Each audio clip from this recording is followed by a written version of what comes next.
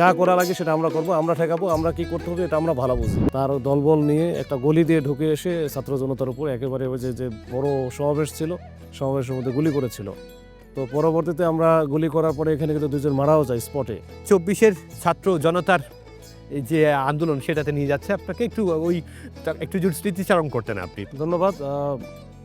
2024 সালের যে গণ অভ্যুত্থান হলো ছাত্র জনতা, সেই গণ অভ্যুত্থানের সময় আমি পাবনা জেলায় অতিরিক্ত পুলিশ সুপার প্রশাসন হিসেবে দায়িত্বরত ছিলাম। তো আমাদের প্ল্যান ছিল যেটা যে একেবারে জুলাইয়ের মাঝামাঝি থেকে যে আন্দোলনটা শুরু হলো এবং শেষ পর্যন্ত 5 আগস্ট পর্যন্ত, তো আমরা চেয়েছিলাম যে এখানে যেন কোনো রকম মানে আইন শৃঙ্খলা পরিস্থিতি স্বাভাবিক রাখা একটা, 2 নম্বর হচ্ছে যে কোনো রকম যেন রক্তপাতহীন একটা আন্দোলন হয় বা কেউ যেন কোনো হতাহতের ঘটনা যেন না ঘটে, এবং সেটার জন্য আমাদের যত প্ল্যান করা, যত প্রচেষ্টা আমাদের সব কিছুই ছিল। তো বিশেষ করে আমরা 4 তারিখে মানে 4 আগস্টে আমরা একটু বেশি বিপদের মধ্যে পড়ে যাই। এক পাশে ক্ষমতাসীন দলের লোকজন, এক পাশে আন্দোলনকারী, মাঝখানে আমরা অবস্থান নিয়েছিলাম এবং আমরা ওই দিনই কিন্তু মানে চরম একটা দুঃসময় আমাদেরকে গেছে আর কি, যে দুইটা গ্রুপকে আলাদা করা, তাদেরকে একত্রিত হতে না দেওয়া এবং এটা বড় চ্যালেঞ্জিং ছিল ব্যাপারটা। হ্যাঁ, একটা গ্রুপ ছিল, মাঝখানে কিন্তু আপনারাই আছেন। আমরা মাঝখানে শুধু আমরাই ছিলাম এবং শেষ পর্যন্ত আমরাই ছিলাম বলতে আমিই ছিলাম। অন্যগুলান তো অনেকেই যারা ছিল তারা কিন্তু পরে আস্তে আস্তে চলে গেছে, মানে ওখান থেকে সরে গেছে ভয়ে। মাঝখানে আমরা যখন ছিলাম তখন একটা পক্ষ তো সশস্ত্র অবস্থায় ছিল, তো যেহেতু সশস্ত্র অবস্থায় ছিল আর ছাত্র জনতা যে পাশে ছিল তারা তো নিরস্ত্র ছিল, তো তাদের উপরে যদি তারা যদি কোনোভাবে একত্রিত হতো বা আক্রমণ চালাতে পারতো তাহলে হয়তো অনেক হতাহতের ঘটনা ঘটতো। যদি তোমাদের অ্যাটাক করার মতো কেউ আসে, আমি আছি, আমার উপরে দায়িত্ব হবে, আগে আমার মারতে হবে, তারপর দায়িত্ব হবে। ঠিক আছে। তারপরেও ওইখানে একটা খুবই একটা নৃশংস একটা ঘটনা ঘটে যায়।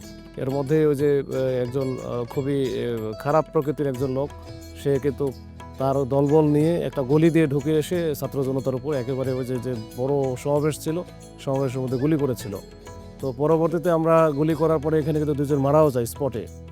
এরপরে আমরা ওই যে যারা গুলি করছিল তাদেরকে আমরা ধাওয়া করি এবং তাদের দিকে গুলি ছুড়ি, এবং গুলি ছোড়ার পরে তারা ওখান থেকে দ্রুত পালায়। আওয়ামী লীগের দলীয় লোকজন ছিল মানে একজন ছিল এর সাথে, আসলে ওটা দলীয় লোকও বলা যায় না, এটা হচ্ছে একটা গুন্ডা বাহিনী, মানে সর্বহারার একটা নেতা ছিল, চরম খারাপ প্রকৃতির লোক। এবং আওয়ামী লীগের লোকজন যারা তারা এক পাশেই ছিল, তারা এদিকে আসে নাই, আমরা ওইভাবেই তাদেরকে বিরত রেখেছিলাম আর কি। কিন্তু সে ওই যে একটা গলি দিয়ে ঢুকে এসে এই কাজটা করে গেছে আর কি।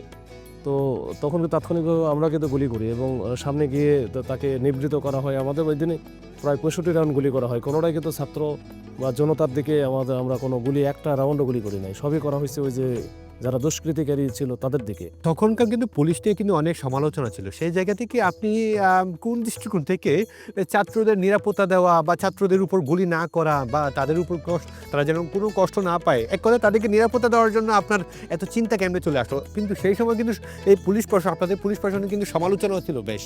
এটা আসলে প্রথম থেকে এটা আমি জানি না, এটা আল্লাহ রহমত হয়তো বা, যে আমাদের মাথায় কখনোই আসে নাই যে ছাত্র জনতা কিন্তু আপনাদের উপরে অনেকাংশে ভরসাও পেয়েছিল। হ্যাঁ, আমরা ওদের হচ্ছে আন্দোলন করার সুযোগ দিয়েছিলাম, তবে সেটা সব একেবারে যেন শান্তিপূর্ণ হয় সেইভাবে, এবং তারা কিন্তু কথাও শুনেছে এবং ওইভাবেই কাজ করতেছিল। এবং যারা দুষ্ট প্রকৃতির যারা ছিল দুষ্কৃতিকারী, তারাও কিন্তু তাদেরকে আমরা কিন্তু বারবার হচ্ছে যাদের সাথে আমাদের যোগাযোগ ছিল তাদের আমি নিজে প্রতিদিনই আমার কাজ ছিল যে এইখানে বাইরে থেকে মানে পুলিশের বাইরে বা অন্য আইন শৃঙ্খলা বাহিনীর বাইরে কেউ যেন এসে ছাত্র জনতার উপর হামলা না করে, যদি করে তাহলে তাদের বিরুদ্ধে কিন্তু আমি ব্যবস্থা নিব এবং যা করা লাগে সেটা আমরা করব, আমরা ঠেকাবো, আমরা কি করতে হবে এটা আমরা ভালো বুঝি। কিন্তু এটা কোনোভাবে অন্য কোনো কিছু কিন্তু করলে আমি কিন্তু তার বিপক্ষে অবস্থান নিব।